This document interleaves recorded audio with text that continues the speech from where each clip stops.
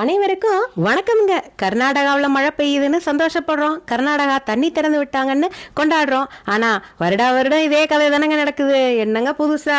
தண்ணி வந்தால் மட்டும் போதாதுங்க, அதை நாம் எப்படி பயன்படுத்துகிறோம், எவ்வளோ வீணாக்குறோம்னு யோசிச்சிருக்கோமா இன்னைக்காவது? நமக்கு எங்க அதுக்கெல்லாம் நேரம்? நம்ம தான் விஜயனுக்கு ஃபயர் விடுறதுக்கே நேரம் சரியா இருக்குது. ஃபயர் விட்டதெல்லாம் போதுங்க, இப்போ கொஞ்சம் சிந்திச்சு பார்ப்போமுங்க. நம்ம தமிழ்நாட்டோட மொத்த ஆண்டு நீர் தேவை சுமார் 1800 டிஎம்சிக்கும் மேலே தேவைப்படுதுங்க. இதில் விவசாயத்துக்கு மட்டும் சுமார் 1400லேருந்து 1500 டிஎம்சி வரை போகுதுங்க. கிட்டத்தட்ட 80% தண்ணி நாம குடிக்க, குளிக்க, வீட்டு பயன்பாட்டுக்கு சுமார் 150லேருந்து 200 டிஎம்சி, தொழிற்சாலைகளுக்கு சுமார் 100லேருந்து 150 டிஎம்சி தேவைப்படுதுங்க.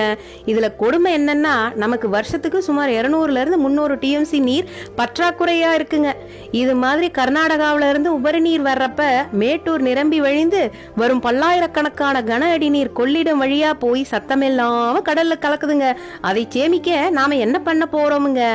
இங்க அதுதாங்க முக்கியமான கேள்வி.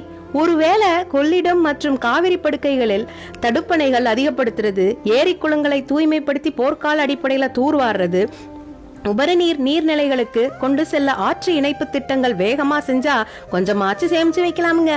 ஏரியையும் குளத்தையும் காப்பாத்துறது வெறும் தண்ணீரை சேமிக்கிறது இல்லைங்க, அது நம்ம விவசாயியோட நம்பிக்கையையும் நம்ம குழந்தைகளோட எதிர்காலத்தையும் சேமிக்கிறதுங்க. நம்ம நீர்வளத்துறை அமைச்சர் புசி ஆனந்தையா தண்ணீர் வருமான செய்தியாளர்கள் கேட்டதுக்கு மௌனம் சாதிச்சாரு. இப்ப மக்கள் தண்ணீர் சேமிக்கிறதுக்கு திட்டம் என்ன வச்சிருக்கீங்கன்னு கேக்குறாங்க. இதுக்கும் மௌனம் தான் உங்க பதிலா இருந்தா இது மாற்றம் இல்லைங்கோ.